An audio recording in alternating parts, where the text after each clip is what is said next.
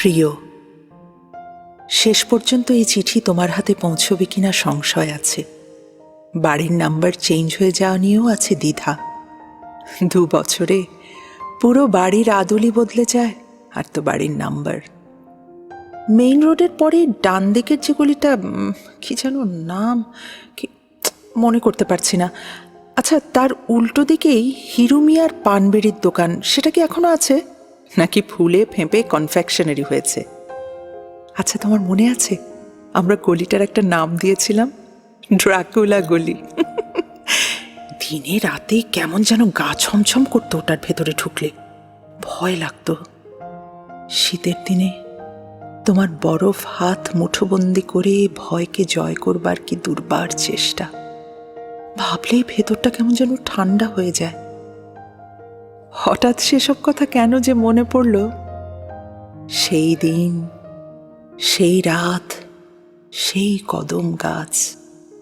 আচ্ছা, গাছটা কি এখনো আছে, নাকি অ্যানালগ ফোন ডিজিটাল হবার মতো কোনো ঘটনা ঘটে গেছে? আষাঢ়ের প্রথম কদম ফুল অন্য কাউকে কি দাও এখন, নাকি আজও? অনেকদিন পর কেন চিঠি লিখলাম সেটা জানাবার আগে তোমার বর্তমান অবস্থা সম্পর্কে জানতে কিন্তু খুব ইচ্ছে করছে। সেটা বোধহয় সম্ভব নয়। বোধহয় বলছি কেন, একেবারেই যে সম্ভব নয় তা তো জানি। জানো, এই মুহূর্তে আমি একদম একা।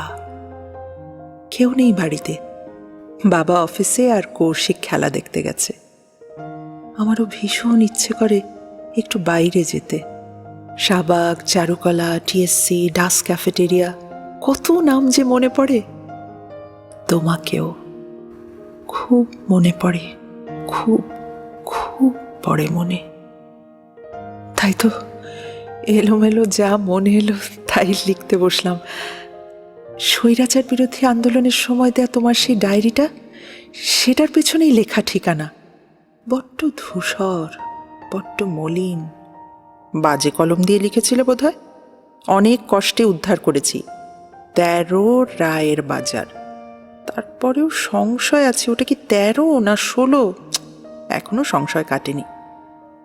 সেপ্টেম্বরের 20 তারিখ আজ। বাংলার কোন মাস? আশ্বিন।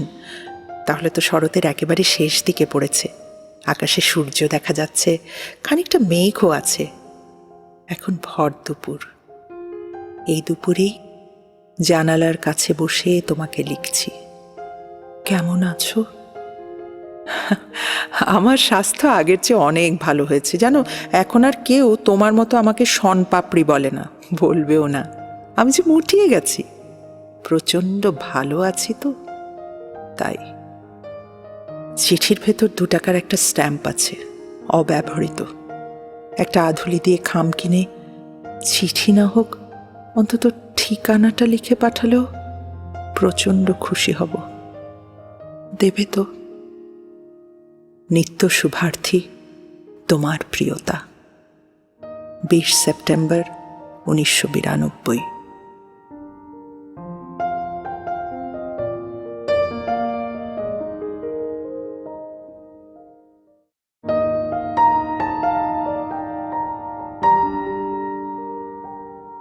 প্রিয়তা, নিজেকে এত অসহায় আর কখনো মনে হয়নি।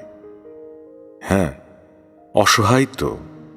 হঠাৎ বলা নেই কওয়া নেই একটা চিঠি, মাথাটা এবার সত্যি খারাপ হয়ে যাবে। 2 বছর পর তোমার চিঠি, মাথাটা খারাপ না হয়ে পারে।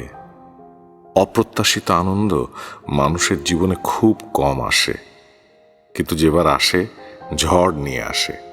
সেই ঝড় উড়িয়ে নিয়ে যেতে চাই সব। আকাশে মেঘ জমে, চাইলেই যেন হাত বাড়িয়ে ছোঁয়া যায় সেই সব কালো মেঘ। তারপর হঠাৎ উকি মারে এক ফালি চাঁদ। 2 বছর আগের কিছু জমানো স্মৃতি, কেন যে আবার। প্রায় 2 বছর তোমার সাথে আমার দেখা হয়নি, অর্থাৎ 733 দিন, 17,520 ঘন্টা তোমার সাথে আমার দেখা হয়নি, কথা হয়নি। অনেকবার ফোনের সামনে গিয়েছি, অনেক কষ্টে জোগাড় করা নম্বরটা ডায়াল করেছি, কিন্তু কানে শুনতে পেয়েছি পুরনো কয়েকটি বাক্য। তুমি ওর সঙ্গে মেশো না, তুমি ওর যোগ্য নও, তুমি সেরকম যোগ্য হয়ে ওঠার ক্ষমতা রাখো না।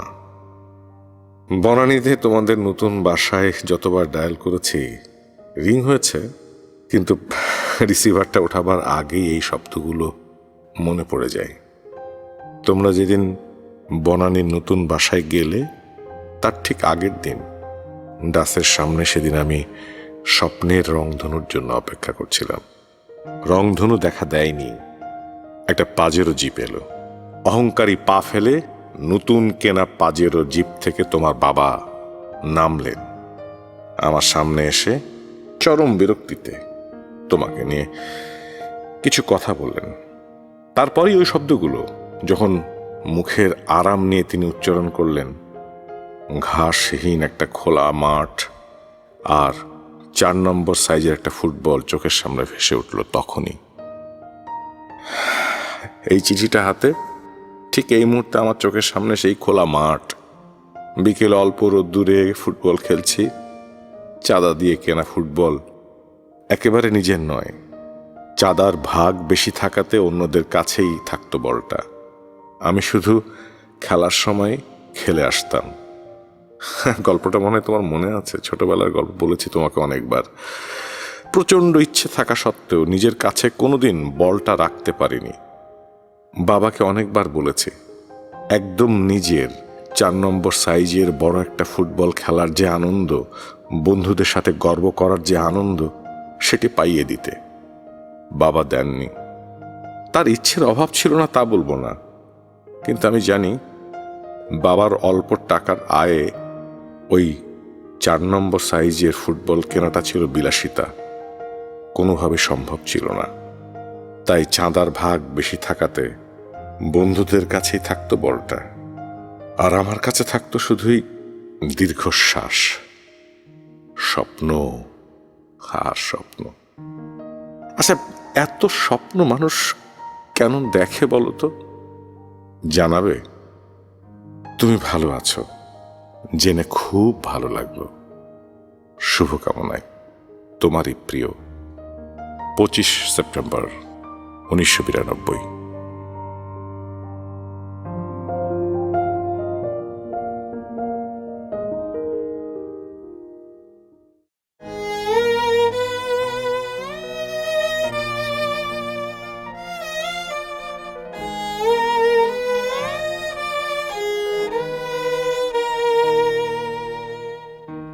প্রিয়, আশ্চর্য মানুষ তুমি। বাবার কথাগুলো এতদিন পর কেন জানালে? প্রচন্ড রাগ হচ্ছে এখন। ইচ্ছে করছে, কি ইচ্ছে করে আমার আমি জানি না। বাবা পাশের ঘরে নিশ্চিন্তে শুয়ে, মাইক এনে যদি তার ঘুমের 12টা বাজাতে পারতাম, আমার ঘুম না হওয়ার কষ্ট কিছুটা হলেও কম হতো। কিন্তু এই রাত দুপুরে তোমার স্মৃতি ফেলে এখন তো এটুকুই আছে আমার। কোনোভাবেই হারাতে চাই না, কোনোভাবেই না। ডাসের সামনে তোমাকে বলা বাবার কথাগুলো যেহেতু আমি শুনিনি, তাই সেখানে কি ঘটেছে তাও জানার কথা নয়। তেমনি তোমারও জানার কথা নয় আমার কাছে কি অদ্ভুত, কি মিথ্যে প্রচারণাই না চালালেন বাবা তোমাকে নিয়ে। জীবন কি সেদিন প্রথম আমি বুঝেছিলাম। আসলে জীবনকে বুঝতে হলে কাউকে না কাউকে ভালোবাসা চাই। আমার রুমের জানালা দিয়ে বাইরে তাকালে একটা হাসপাতাল চোখে পড়ে, তাই রাতে করিডোরে তেমন কোনো লোকজন থাকে না। প্রতিদিন ওই হাসপাতালের দিকে একবার হলেও আমি তাকাই, অন্যের উদ্বিগ্ন মুখ দেখি, ওদের কষ্টটাকে অনুভব করবার চেষ্টা করি। কিন্তু আদৌ কি সেই অনুভবের কাছাকাছি যাওয়া যায়? যায় না। সেদিন দেখি অপূর্ব সুন্দর এক মেয়ে, বয়স 25-এর মতো হবে, আকাশের দিকে তাকিয়ে কাঁদছে আর কি যেন বলছে। এত দূর থেকে শব্দগুলো শোনার কোনো উপায় নেই, কিন্তু কানটাকে প্রচণ্ডভাবে ব্যবহার করবার চেষ্টা করেছি। জানি অযথাই সব, কিন্তু বারবার জানতে ইচ্ছে করছিল কার জন্য অমন করে কাঁদছে মেয়েটা? বাবা, মা, নাকি সন্তানের জন্যে, নাকি বোন, ভাই, কোনো আত্মীয় স্বজন, কিংবা স্বামী? প্রচণ্ড পছন্দের এমন কোন মানুষের জন্যে তার এই উদার কান্না? আকাশের দিকে তাকিয়ে বুক পাঁজর এক করে অমন কষ্ট করে কারো জন্য কেউ কাঁদতে পারে? আমার জানা ছিল না। মেয়েটাকে আজও খুঁজি, কিন্তু পাই না। চাইলেই কি সবকিছু পাওয়া যায়? যায় না। এতদিনে আর কিছু না হোক, এটুকু বুঝতে পেরেছি। ভালোবাসা আজকাল কোথায় বেশি থাকে জানো? মুখে মুখে, কণ্ঠনালীতে। ভালোবেসে জীবন দিয়ে দেবে এমন কথা শোনাবার মানুষের অভাব নেই। পাড়া বা মহল্লার রাস্তায় হাঁটতে বেরোলেই খুঁজে পাবে অসংখ্য মানুষ মরবার জন্য যেন লুটোপুটি খাচ্ছে, অথচ তাদেরকেই কোনোই দিয়ে একটা গুঁতো দিলেই তেড়ে আসবে পাল্টা জবাব দিতে। তবে ভালোবেসে জীবন কেউ দেয়নি তা কিন্তু নয়। ইতিহাস ঘাটলে দেখা যাবে ভালোবেসে অনেকেই জীবন দিয়েছেন। জীবন যদি কেউ নাও দেয়, তাতে যে ভালোবাসা হয় না তা আমি মনে করি না। ভালোবাসলে বুকের মধ্যে কারণে অকারণে বিভিন্ন রকম কষ্ট হয়। কষ্টই যদি হয়, মানুষ এত ভালোবাসে কেন বলো তো? সম্ভবত কষ্ট পাওয়ার বাইরে যে তীব্র ভালো লাগা থাকে, তা থেকে নিজেকে কেউ বঞ্চিত করতে চায় না। আমিও কি চাই? বোধহয় না। নিত্য শুভার্থী, তোমার প্রিয়তা। 30শে সেপ্টেম্বর 1992।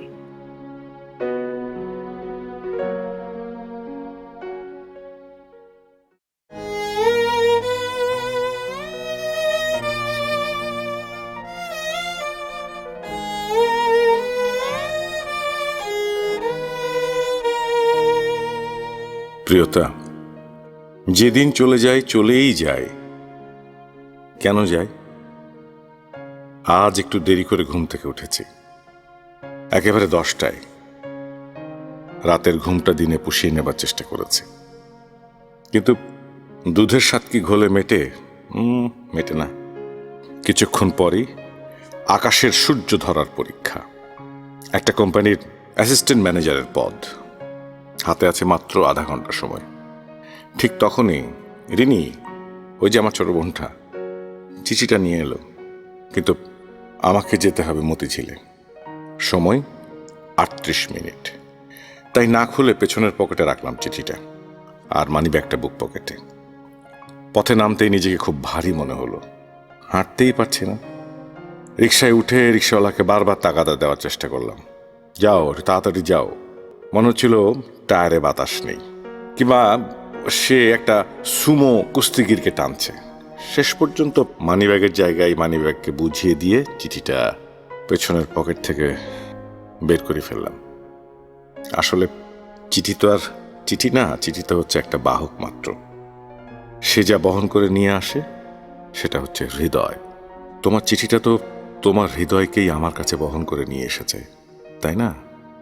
যাই হোক, যখন চিঠিটা খুললাম, সূর্য ঠিক চোখের সামনে। সায়েন্স ল্যাবরেটরিটা তখনও ক্রস করিনি। আজকের দিনটা বোধহয় ভালোই যাবে। একবারও সিগন্যালে পড়েনি রিক্সাটা। মাঝে একবার শুধু চেন পড়ে গিয়েছিল, অবশ্য তেমন সময় নেয়নি। আমার উপর তোমার খুব রাগ, তাই না? কিন্তু আমার কাছে অন্য ব্যাখ্যা আছে। সময়টাকে আর কিভাবেই বা কাজে লাগাতে পারি বলো? কিভাবে পারতাম বলো? বলতে পারো সুযোগ তো তৈরি করে নিতে হয়। আমিও বলতে পারি তৈরি করবার সুযোগটাই তো আমার হাতের মুঠোয় এলো না কোনোদিন। কিছু কিছু মানুষ এমনই, আবার কিছু কিছু মানুষের জীবনে কোনো দুঃখ নেই। তাদের সব ঘরেই সমান আলো জ্বলে, জানালা দরজা খোলা থাকে, বাতাসে অনবরত পর্দা উঠতেই থাকে। সেই সব মানুষের বাড়ি থেকে উচ্চ স্বরে হাসির শব্দ শোনা যায়। কিন্তু আমাদের মতন জন্মদুঃখী মানুষের বেশিরভাগ দরজা জানালাই বন্ধ থাকে। ঘরের বাতিগুলো কালীভদ্রে জ্বলে, জানান দেয় যে বেঁচে আছি। তোমার বাবাকে আমি দোষ দিতে পারি না। সন্তানের ভালোর জন্য বাবা মার টেনশন একটু বেশি থাকবেই। অনেক কিছুই তো করতে হবে তাদের, বলতেও হবে। বিশ্বাস করো, প্রচণ্ড রাগ হচ্ছিল নিজের উপর, কিন্তু কিছু করার ছিল না। তখন তোমার বাবার মুখে বেশ মানিয়ে গিয়েছিল কথাগুলো। আমি শুধু রাগটা চেপে গিয়ে নিজেকে বোঝাতে চেয়েছি, আমাকে হতে হবে অনেক বড়, অনেক বিশাল, আদিগন্ত আকাশ পর্যন্ত, যেখানে ইচ্ছে করলেই হাজারো নক্ষত্র হাতে ছোঁয়া যায়, মুঠোবন্দি করে চটকে ফেলা যায় লক্ষ লক্ষ চাঁদ। কিন্তু তখন কি মানুষ থাকা যায় বলো? একটা সময় ছিল যখন চোখে চোখে তাকালেই প্রেম হয়ে যেত, কোনো কিছু ভাবার প্রয়োজন হতো না। কিন্তু সেদিন তো আর নেই। এখন মানুষ বাঁধনে জড়াবার আগে ভাবে ভাবে আর ভাবে, অনেক হিসেব নিকেশ করে, কিন্তু মাথা দিয়ে ভালোবাসা যায় না। কি বলো, যায়? যায় না। ভালোবাসতে হয় আবেগ দিয়ে, হৃদয় দিয়ে।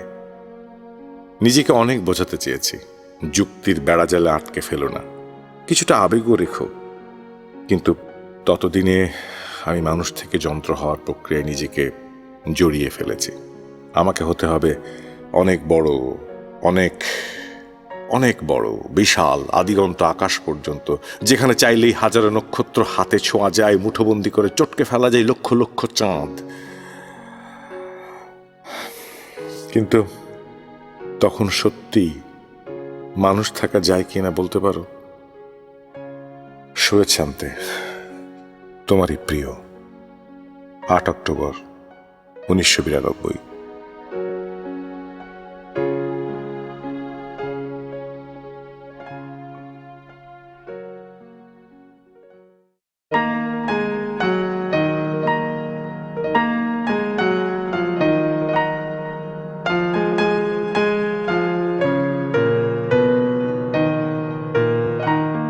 প্রিয়, করিন্থীয় গ্রন্থের একটি বাণী।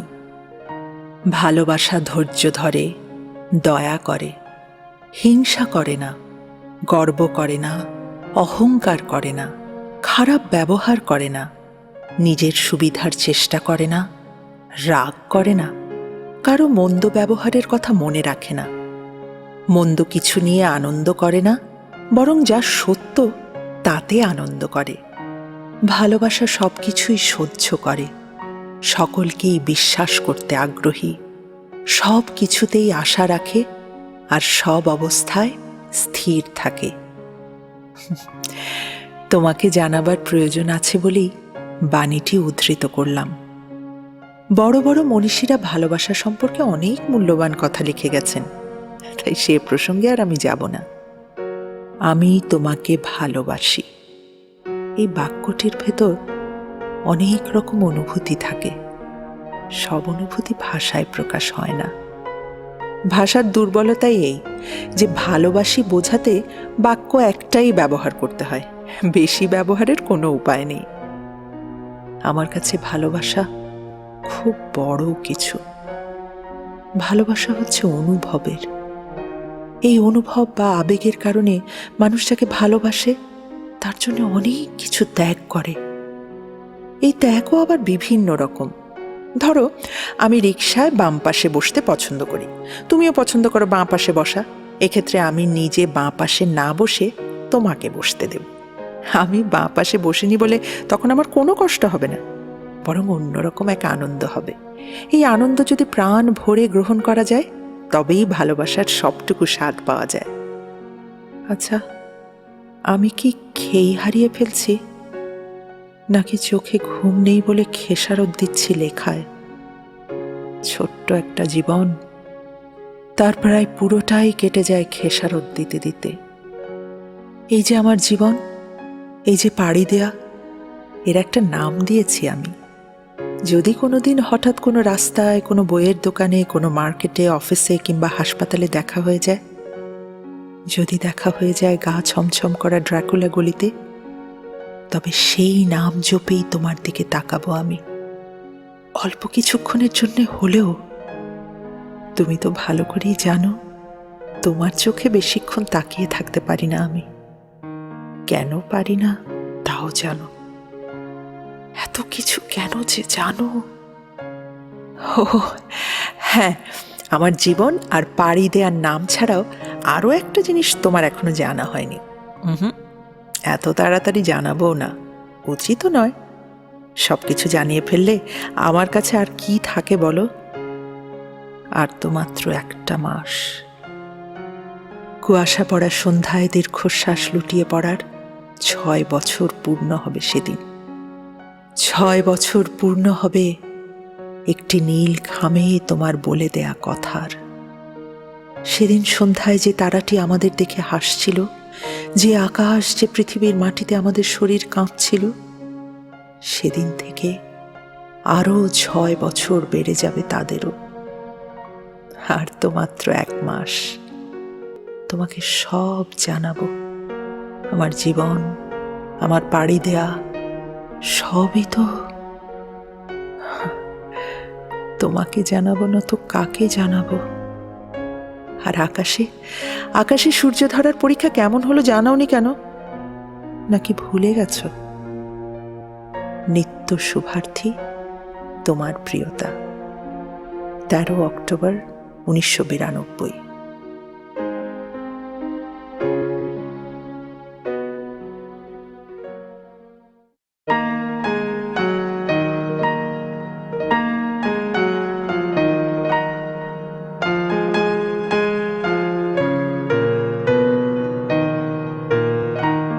প্রিয়তা, বুঝতে পেরেছি যন্ত্র হওয়ার প্রক্রিয়ায় নিজেকে নিয়োজিত করেছি বটে, কিন্তু যান্ত্রিকতা এখনো আমাকে গিলে ফেলেনি। হয়তো ব্যর্থ হব এখনো। কিছু কিছু মানুষের জীবনটাই তৈরি হয় ব্যর্থতায় পূর্ণ হবে বলে। সৃষ্টিকর্তা পূর্ণ হাতে ব্যর্থতা দিয়ে কানায় কানায় ভরিয়ে দেন, কারও সাধ্য নেই সামান্য খালি করবার। যাই ধরতে চাই তাই হাত থেকে ফসকে চলে যায় দূরে। আকাশের সূর্য ধরার পরীক্ষা ভালো হয়নি, না হবার পেছনে যথেষ্ট কারণ আছে। আরো ঘন্টাখানেক পর তোমার চিঠিটা এলে হয়তো ভালো হয়ে যেত পরীক্ষাটা। বোর্ডে যখন আমাকে প্রশ্ন করলো, দেশের অর্থনৈতিক উন্নয়নের জন্য আপনাকে যদি কোনো দায়িত্ব দেওয়া হয় আপনি কি পদক্ষেপ নেবেন, আমি বললাম অর্থনীতি, উন্নয়ন এসব নিজের ইচ্ছের উপর নির্ভর করে। ইন্টারভিউ চেয়ারে বসেই বুক পকেটে হাত রাখলাম। সত্যি বলতে কি, বুক পকেটে হাত রাখলাম নাকি সেখানে আমার হাতটা আশ্রয় খুঁজছিল ঠিক বুঝতে পারিনি। অনেক শক্ত শক্ত জিজ্ঞাসা ইন্টারভিউ বোর্ডের, এক একটার উত্তর এক এক রকম। কোনোটাই মনে হয় ঠিক বলিনি। আমার হাত বারবার আশ্রয় খুঁজছিল বুক পকেটে। যারা ইন্টারভিউ নিচ্ছিলেন আমার দিকে কিছুক্ষণ তাকিয়ে বললেন, ওই পকেটে কি আছে? আমি বললাম, কিছু না। কি আছে বলুন না। আমি বললাম, হৃদয়। সঙ্গে সঙ্গে ওরা বলল, চলে যাও, হলে চিঠিতে জানিয়ে দেব। একটা কথা বলো তো, এই যে আমার আকাশের মতন বড় হতে চাওয়ার জেদ, নক্ষত্র ছুঁতে চাওয়ার জেদ, এটাকে তোমার পাগলামি মনে হয় না? মানুষ চাইলেই কি সবকিছু অর্জন করতে পারে? যদি পারত তবে চাওয়ার শক্তি দিয়ে উড়িয়ে দিতাম পুরো সৌরজগৎ। তাহলে হয়তো সাহস করে তোমাকেও চেয়ে বসতাম। ভয় পেও না, আমার অত সাহস নেই। এটাকে আমার আত্মসম্মান বোধ না বলে কাপুরুষতা বলতে পারো। আমি একটু আপত্তি করব না। আর এটাও ঠিক, মানুষের সব ইচ্ছে যদি পূর্ণ হতো তাহলে পৃথিবীটা খুব একঘেয়ে জায়গা হয়ে যেত। এই পৃথিবীর কত মানুষ ভালোবাসার কথা বলে। তোমার বাবা তোমাকে ভালোবাসেন, সেই ভালোবাসায় স্বার্থপরতা থাকতো না যদি নিজের মতন করে তোমার বাবা তোমাকে পেতে না চাইতেন। তোমাকে তোমার মতো হতে দিয়ে, তোমার ইচ্ছেটাকে গুরুত্ব দিয়ে যদি তিনি তোমার ভালো করতে চাইতেন, তাহলেই তোমার প্রতি তোমার বাবার ভালোবাসা পূর্ণতা পেত।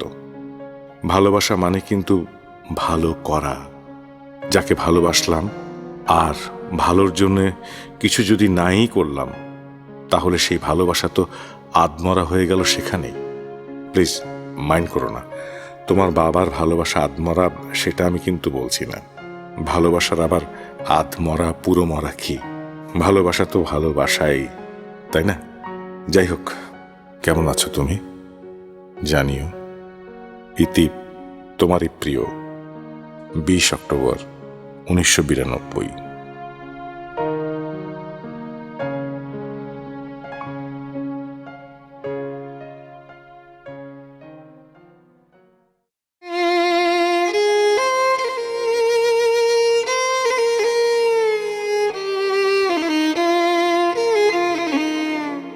প্রিয়, কাউকে যদি জিজ্ঞেস করা হয় কেমন আছো, সে মুহূর্ত চিন্তা না করে জবাব দেয় ভালো।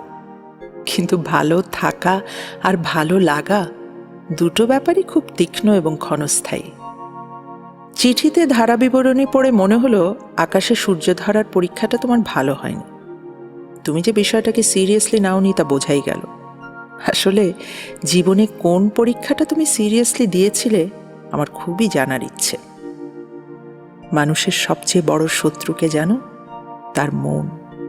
খুব ভালো করেই উপলব্ধি করতে পারছি মনই হচ্ছে যত নষ্টের গোড়া। আমার বাবার ভালোবাসা আধমরা, পুরোমরা না সিকি মরা তা বলতে পারবো না, তবে তার ভালোবাসা যে আমার গতি প্রকৃতিই বদলে দিয়েছে এটুকু বলতে পারি। আমার সবচেয়ে খারাপ লাগা এটাই, বাবা তোমাকে নিয়ে কি মিথ্যে প্রচারণা চালিয়েছিলেন। তুমি অবশ্য আমাকে দোষারোপ করতেই পারো। বাবা কি বলল না বলল সেটাকে অবলম্বন করে নিজের ইচ্ছেটাকেই বিসর্জন দিলে। তোমার কোনো সাড়া না পেয়ে আমি তো ভেবেই নিলাম বাবার কথাই ঠিক। যাই হোক, যা গেছে তা গেছে, এখন আর তা ঘেঁটে কি হবে। এখন মনে হয় ভালোবাসাকে উপভোগ করার জন্য দূরত্বেরও প্রয়োজন আছে। মুখের খুব কাছে আয়না ধরলে কি মুখটা ভালো করে দেখা যায়? যায় না। একটু দূরে ধরলেই চেহারাটা স্পষ্ট হয়ে ওঠে। ভালোবাসাও এইরকমই, কাছে থাকলে ভালো করে অনুভব করা যায় না, যতই দূরে যাবে ততই যেন টানে। তোমাকে কাপুরুষ বলবো না, তবে একটা কথা তুমি নিশ্চয়ই জানো, মানুষের সবচেয়ে বড় গুণ তার ব্যক্তিত্ব। রাগ করো আর যাই করো, তোমার মধ্যে এর কিছুটা অভাব আছে সেটা আমি বলতে পারি। আগেই জানিয়েছিলাম আমার জীবন আমার পাড়ি দেয়ার একটা নাম দিয়েছি।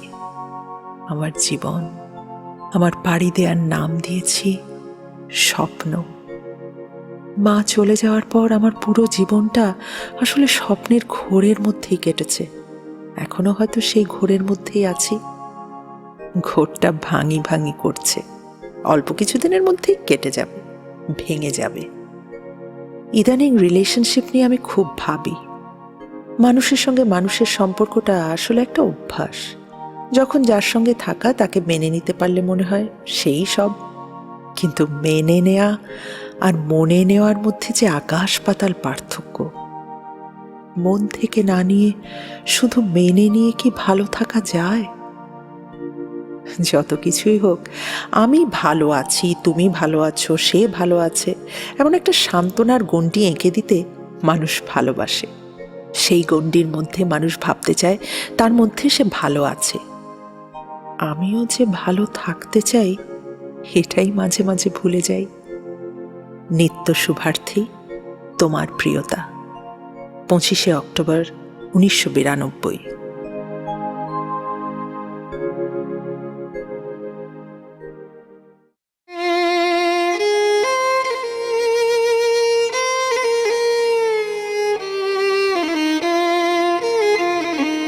প্রিয়তা, আমাকে কাপুরুষ বললে অতটা খারাপ লাগতো না যতটা লেগেছে ব্যক্তিত্বের প্রসঙ্গ আসায়। তুমি নিশ্চয়ই বোঝো জীবনে একজন মানুষ কতটা পায়, কতবার পায় তাতে কিছু যায় আসে না, কিন্তু সে কি পায়, কেমন করে পায় তাতে অনেক কিছু যায় আসে। শুধু জেদ থাকলেই কোনো কিছু জয় করা যায় না, জেতার জন্য যোগ্যতারও দরকার হয়। কাউকে পেতে হলে তার যোগ্য হতে হয়, কিন্তু সেই যোগ্যতা তো জন্মসূত্রে আসে না, তাকে তৈরি করে নিতে হয়। কারো হয়তো সময় লাগে বেশি, এই যে যেমন আমার সময় লাগছে বেশি। একদিন না একদিন সাফল্য আমার কাছে ধরা দেবেই, কিন্তু তখন হয়তো অনেক দেরি হয়ে যাবে। যাক না যাক, একদিন তো সব কিছুই স্মৃতি হবে। কিছু কিছু সময় স্থান পাবে না হয়তো স্মৃতিতেও, সেগুলো পুরোপুরি ভুলেই যাব। তুমি হয়তো বিজ্ঞানের জ্ঞান কপচে বলবে মানুষ আসলে কিছু ভোলে না, তার মস্তিষ্কে সাজানো থাকে সবকিছু, সে মনে রাখতে চায় না। কিছু ঘটনাকে সে বাতিল করে দেয়, ভুলতে চায়, তাই সে ভুলে যায়। আমি সে কথার রেশ ধরেই তোমাকে বলবো, আমি যা কিছু ভুলতে চাইব সেগুলো তো ভুলবই, না পাওয়া কোনো কিছু নিয়ে পাইনি বলে আক্ষেপ করব না। যাদের ব্যক্তিত্ব থাকে না তারাও কিন্তু সমাজে একটা অবস্থান তৈরি করতে পারে। ব্যক্তিত্ব নেই বলে তারা অন্যের যে কোনো কথায় সায় দিয়ে যায়, অন্যের হয়ে অযথায় খাটে। এভাবেও কিন্তু সমাজে একটা অবস্থান তৈরি করা সম্ভব, কিন্তু সেই অবস্থানে সত্যকারের আনন্দ হয় না। বিশেষ করে যাদের মধ্যে শিক্ষার আলো আছে তাদের তো নয়। তোমার কি মনে হয় আমার উপর শিক্ষার আলো পড়েনি? একটা কথা স্পষ্ট করে তোমাকে বলি, তোমার বাবা আমাকে আঘাত দেননি, আমার ব্যক্তি সত্তাকে নিয়ে অপমান করেছেন। আঘাত হলে আমি অনেক আগে ভুলে যেতাম, অপমান বলে ভুলতে পারিনি। লিখেছ পুরুষ মানুষের সবচেয়ে বড় গুণ ব্যক্তিত্ব। তাহলে নারীদের বড় গুণ কি ব্যক্তিত্ব নয়?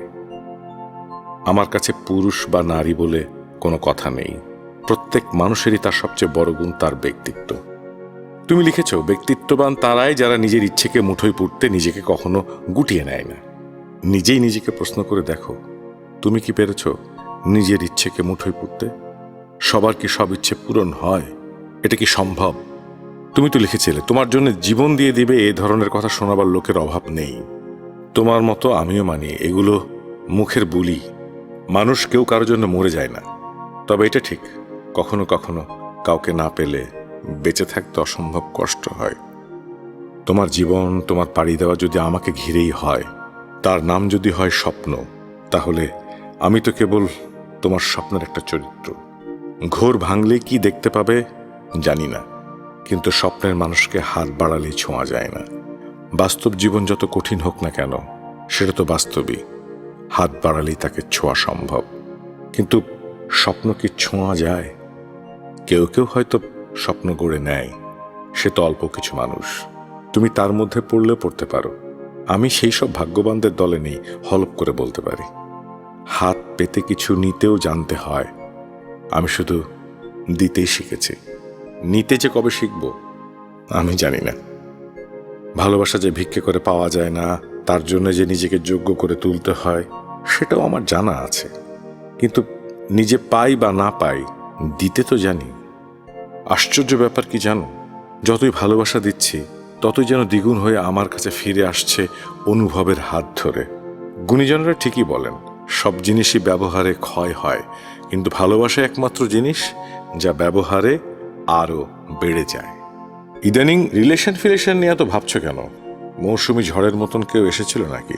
শীতের পাখির মতো নতুন কেউ সুদূর সাইবেরিয়া থেকে কিছুদিনের জন্য আসে, অল্প কিছু দিনের জন্য ঘর বাঁধে, তারপর ফিরে যাই। ভালো থেকো, কেমন আছো জানিও। ইতি প্রিয়, 31 অক্টোবর 1992।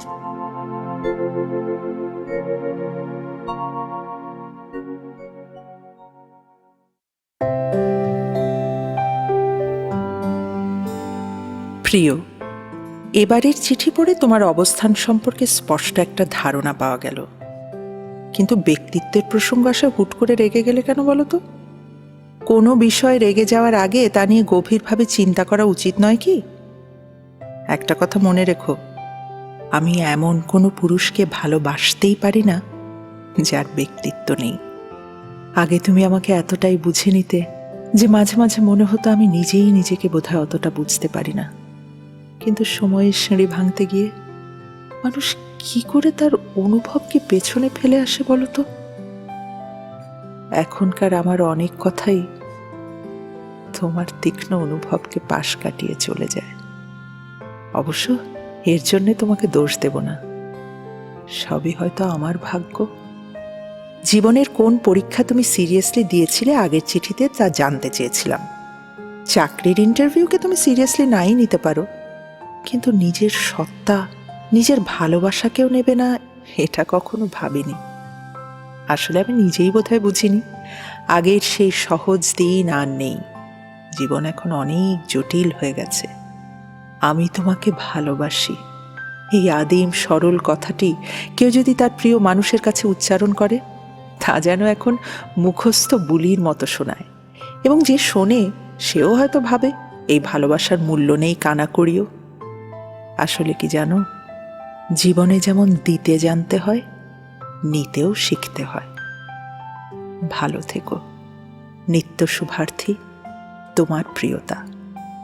4 নভেম্বর 1992।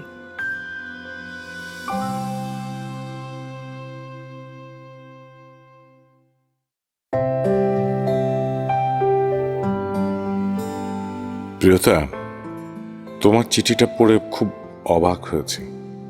তুমি কি কোনো সিদ্ধান্ত নিতে দ্বিধায় ভুগছ? সিদ্ধান্তটা কি তা না জেনে বলা খুব কঠিন। আমার কিসের অবস্থান সম্পর্কে তুমি স্পষ্ট ধারণা পেয়েছ। জানালে হয়তো আমার পক্ষ থেকে কিছু বলা সহজ হতো। তোমাকে একটা গল্প বলি। একটা ছেলে ফুটফুটে একটা মেয়েকে ভালোবাসত। ছেলেটা বলল, তুমি আমাকে বিয়ে না করলে আমি মরে যাব। মেয়েটা বলল, বিয়ে করতে পারি, একটা শর্ত আছে, যদি কাল সকালে আমাকে একটা গোলাপ এনে দাও। ছেলেটা শহরের সবগুলো বাগান হন্য হয়ে খুঁজে খুঁজে একটা গোলাপও পেল না। পাবে কি করে? তখন তো গ্রীষ্মকাল, গরমে কি গোলাপ ফোটে বলো? তবু তার একটা গোলাপ চাই। ছেলেটা গেল বুড়ো এক গোলাপ গাছের কাছে, গাছের পা ধরে কেঁদে কেঁদে ভিক্ষে চাইল, আমাকে একটা গোলাপ দাও না, একটা গোলাপ দাও।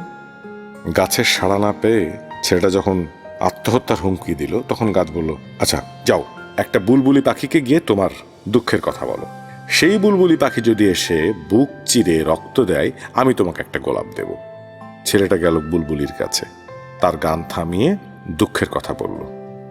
বুলবুলি পাখি গালে হাত দিয়ে ভেবে বলল, এমন মহৎ প্রেম ব্যর্থ হয়ে যাবে মাত্র একটা গোলাপের অভাবে? বুলবুলি বলল, চলো। তারপর বুলবুলি পাখি তার হৃৎপিণ্ডে গোলাপের কাঁটা ফুটিয়ে সারা রাত ধরে সবটুকু রক্ত ঢেলে দিল। সকালে ছেলেটা এসে দেখে সত্যি সত্যি একটা গোলাপ ফুটে আছে, টকটকে লাল। পাখিটাকে ধন্যবাদ দিতে গিয়ে দেখে বুলবুলি পাখিটা মরে পড়ে আছে। ছেলেটা চোখ মুছতে মুছতে ফুলটা তুলে নিয়ে গেল মেয়েটার কাছে। ফুলটা হাতে নিয়ে হাসতে হাসতে মেয়েটা পাপড়িগুলো ছিঁড়ে ছিঁড়ে আকাশে উড়িয়ে দিল আর বলল, দেখলে গোলাপ কত ক্ষণিকের। জানো, কাল একজন আমাকে হীরের আংটি পরিয়ে দিয়ে গেছে, তাই ওকে আমি বিয়ে করে ফেললাম, কারণ a diamond is for ever. আমি জানি রূপকথার এই গল্পটা তুমি জানো, তারপরও লিখলাম। জীবনে যা হারিয়ে যায় তার ফিরে পাওয়া যায় না। হয়তো কেউ চায় না, তবু যাদের সত্যিকার অর্থে হৃদয় আছে, তাদের হৃদয়ে কষ্টগুলো জেগে থাকে। সবকিছু পেয়েও একজনকে না পাওয়ার কষ্ট সব প্রাপ্তিকে মিথ্যে করে দিয়ে সারাক্ষণ তার পুরো হৃদয় আচ্ছন্ন করে থাকে। একজন পুরুষের সব খ্যাতি, সব ঐশ্বর্য ম্লান করে সাফল্যের সর্বোচ্চ শিখরের আকাশে একজনের মুখ, একজনের হাসি, একজনের চোখের উজ্জ্বলতা ঝিলিক মেরে যায়।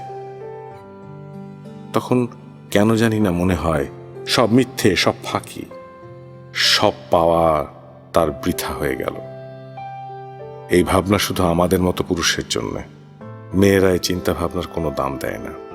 মেয়েরা কখনো গভীরভাবে ভাবতে শেখেনি। জীবনের একটা সময় পর্যন্ত তারা দুহাত দিয়ে নিজের শরীরটাকে আড়াল করে রাখে, সেখানে হাত দিয়ে ছুতে গেলে নানা করে চিৎকার করে ওঠে।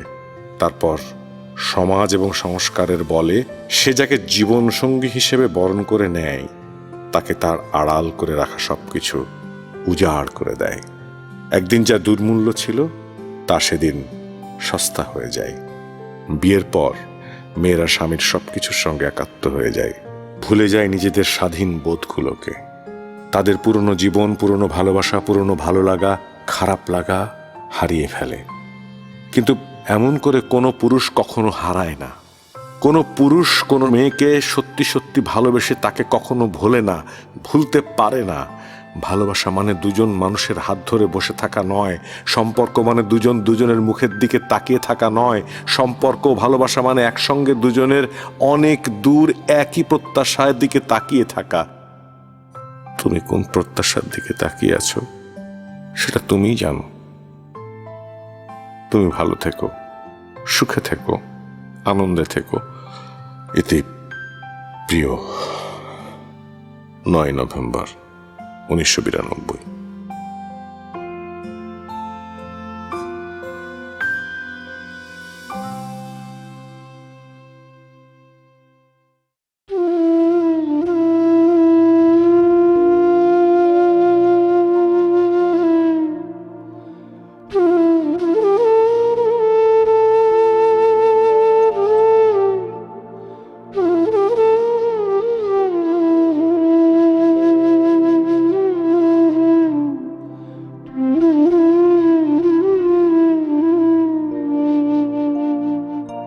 প্রিয়, কাল আমার গায়ে হলুদ, আর গুনে গুনে 3 দিন পর বিয়ে। ভেবেছিলাম তোমাকে চিঠি লিখে আর জ্বালাতন করব না, কিন্তু এই মাঝরাতে মেঘ ছাড়াই যে আকাশে বৃষ্টি হচ্ছে, কি করি বলো তো? আমি সত্যিই জানি না কি করা উচিত। মনে হচ্ছে ধীরে ধীরে আমি কোনো খাঁচায় বন্দি হতে চলেছি। যার খাঁচা, সে আমাকে আদর করে খেতে দেবে, সোহাগ করবে, পাখিকে কথা শেখাবার মতো মন্ত্র উচ্চারণ করবে। ভালোবাসি, এই পাখি বল না ভালোবাসি। কিন্তু আমার মন কি বলতে চায় তা বুঝবে না। আমি যে আকাশে উঠতে জানি সেটা সে ভুলে যাবে, ভুলে যাবে আমারও একটা পৃথিবী আছে। বাবাকে মনে হচ্ছে পাতালপুরীর কোনো দৈত্য। অন্ধকার কোনো ঘরে তিনি যেন আমাকে বন্দি করে রেখেছেন, পালাবার কোনো পথ খোলা নেই। এই দৈত্য থেকে কে কে আমাকে উদ্ধার করবে? কে? ছেলেবেলায় রূপকথায় পড়েছি, দৈত্যের হাতে বন্দি রাজকন্যাকে উদ্ধার করতে পঙ্খিরাজ ঘোড়ায় চেপে রাজপুত্র আসে পাতালপুরীতে। অনেক বাধা আর বেড়াজাল ডিঙিয়ে সে আসে। আসার পর দেখে তার জন্য অপেক্ষা করে আছে আরো কিছু শর্ত পূরণের দেয়াল। রাজপুত্র হার মানে না, শর্ত পূরণ করেই সে রাজকন্যাকে উদ্ধার করে নিয়ে যায়। আমাকে উদ্ধার করবে এমন কোন রাজপুত্র কেন পৃথিবীতে নেই? সবার থাকে, আমার কেন নেই? কেন নেই? তোমার প্রিয়তা, 13 নভেম্বর 1992।